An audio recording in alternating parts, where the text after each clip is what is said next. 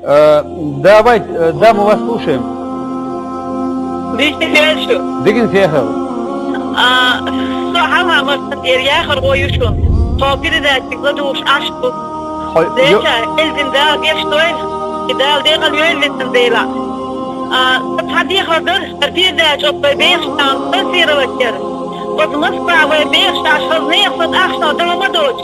Палестине бот миллион полтора миллион ах вадох аш хо дуния ча ах то дойч хунда то дуния ча вай дам нелдас эч давишке дела он бехте фактикира догдастия и будана вейта чесине туда шамана бух вот точно это все вора де до мне давиш.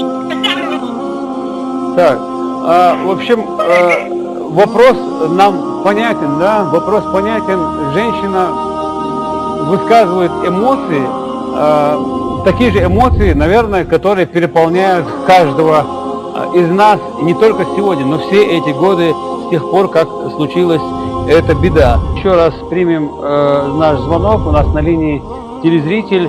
Да, мы вас слушаем. Алло. Да, говорите. Хэшисо. Дерю.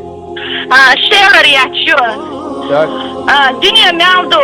Тароншо, штаточ, особо штати буе бирбелиш, шесвандакш, дакачар, штош, штати буе, истрзнабу, эстон табу, вань эдиянак танцандиан дата нохчича, массобоштага, особошло арву, просто жадика эдиян дуар, он яштах бутай бина банду, я сон хасаха иккин далалла, он сон дуарм. Можете гдот мохер битаасо зуди оштан зайста кирасо тяхту штуктар.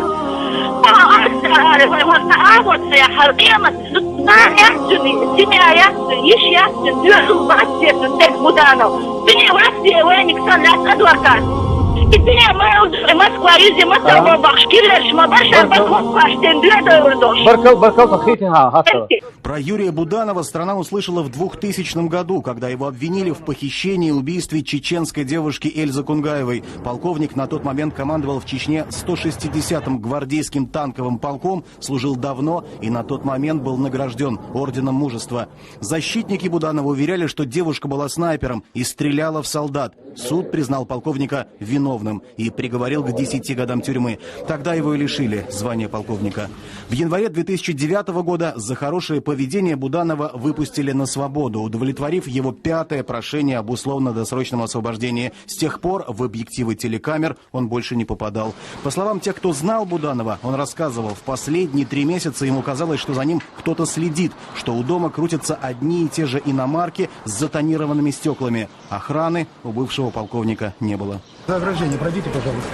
Уже часа через 2 после убийства всех попросили отойти как можно дальше. Приехали саперы обследовать место. То ли нашли что-то подозрительное, то ли на всякий случай. Ни взрывчатки, никаких устройств не обнаружили. Следственные действия продолжаются там до сих пор. Евгений Рожков, Александр Балецкий, Денис Чередов и Константин Мучник. Вести, Москва.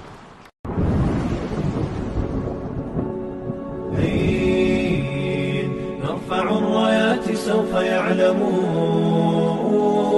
أن نحن المسلمون قادمون